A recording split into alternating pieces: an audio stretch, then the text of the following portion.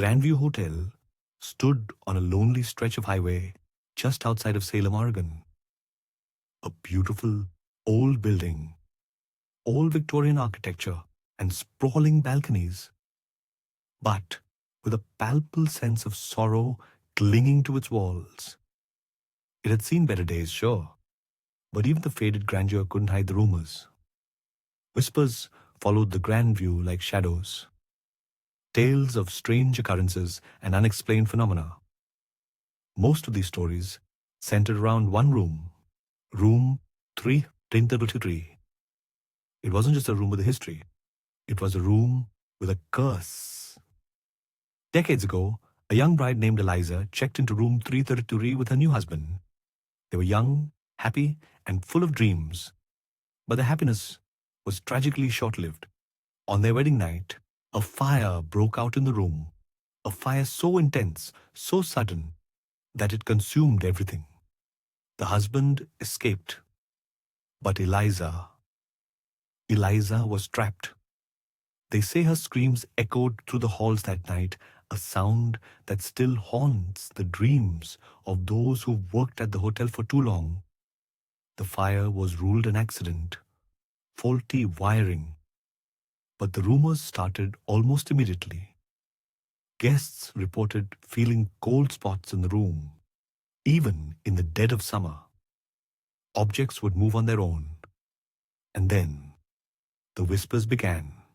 Eliza's whispers, calling out for her husband, forever trapped in her final moments. Over the years, the hotel tried to rent out room 333, hoping to put the past behind them. Each time, something terrible would happen.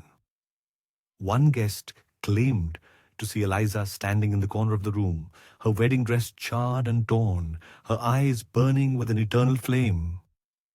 Another woke up to find the room ice cold, the word liar scrawled across the mirror in what looked like condensation. One man, a skeptic, even dared to spend a night in the room, determined to debunk the rumors. He was found the next morning, catatonic, clutching a burnt piece of fabric, mumbling about a woman in white. He never spoke a coherent sentence again. After that, the hotel management sealed off the room. No one was allowed inside, not even the cleaning staff. Stories circulated among the staff. Some claimed you could hear Eliza crying behind the locked door.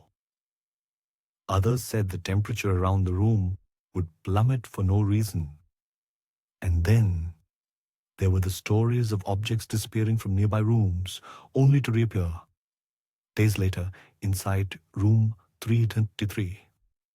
One brave, or perhaps foolish, employee decided to investigate. He snuck into the room late one night, armed with a flashlight and a camera. He wanted proof. He wanted to expose the rumors as nothing more than silly stories. He was found the next morning, unconscious, lying in the hallway outside the room. The camera was gone, and he refused to speak about what he had seen. To this day, room 333 remains locked, a dark stain on the Grandview Hotel's history. The hotel still operates, though many avoid the third floor altogether. The staff will tell you in hushed tones that you can still feel Eliza's presence.